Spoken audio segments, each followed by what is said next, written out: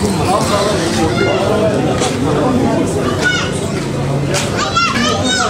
da rahmet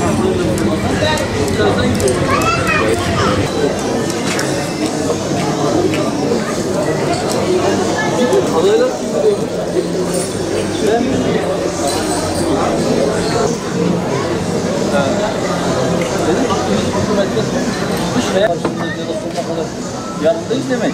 Doğruları ve yanlışları olur.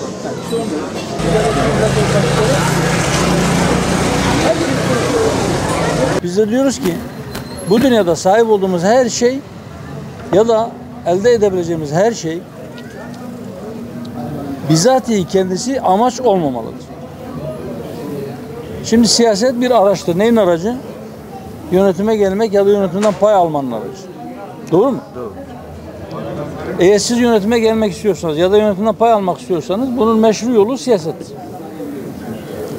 Peki o yönetim makamları, o idari makamlar, o rütbeler onlar nedir? Bizatihi kendisi hedef midir?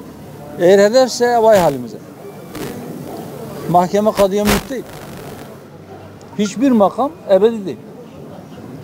Eğer o makama gelen kişi bunu da bir araç olarak görüp rızayı ilahi hedefe koyup ben Rabbimin huzuruna gittiğimde ben hesabımı nasıl kolay veririm? Ben insanların huzurunu, kardeşliğini nasıl temin ederim? Bu dünyayı imar yolunda, toplumu ıslah yolunda nasıl bu aracı kullanabilirim diye düşünüyorsa ona her şey helal olsun. Yolu açık olsun. O makamlara gelsin, ta ki onu kullansın, iyi kullansın. İyiye kullansın. Toplumu ıslahı için kullansın. Memleketin refahı için kullansın. İnsanların huzuru için kullansın. Ama yok kendi namına, kendi hesabına istiyorsa ben geleyim daha çok mal toplayayım. Ben geleyim daha çok meşhur olayım. Ben geleyim daha çok insana hükmedeyim.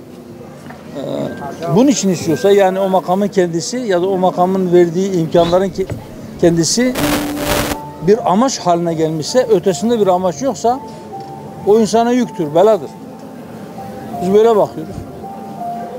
Ve bu düşüncemizi gidebildiğimiz, ulaşabildiğimiz yerlere de aktarmaya çalışıyoruz.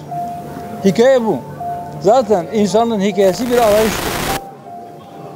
Ya da Aşık Veysel'in dediği gibi dünyaya geldiğim anda yürüdüm aynı zamanda iki kapılı bir handa yürüyorum gündüz gece. Bir kapıdan girdik, öbür kapıdan çıkacağız. Kapı açıktır mezar ama orada yol bitmiyor. Ötesi var. Öteye hazırlık yapmak lazım. Her şey bir vasıta.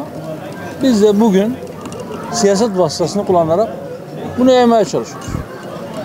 Bu düşüncelerimizi anlatmaya çalışıyoruz. Gittiğimiz yerde yeni kardeşler edinmeye çalışıyoruz. Ya da var olan kardeşleri bulmaya çalışıyoruz. Eyvallah. Evet. Ama yani çok Allah razı olsun.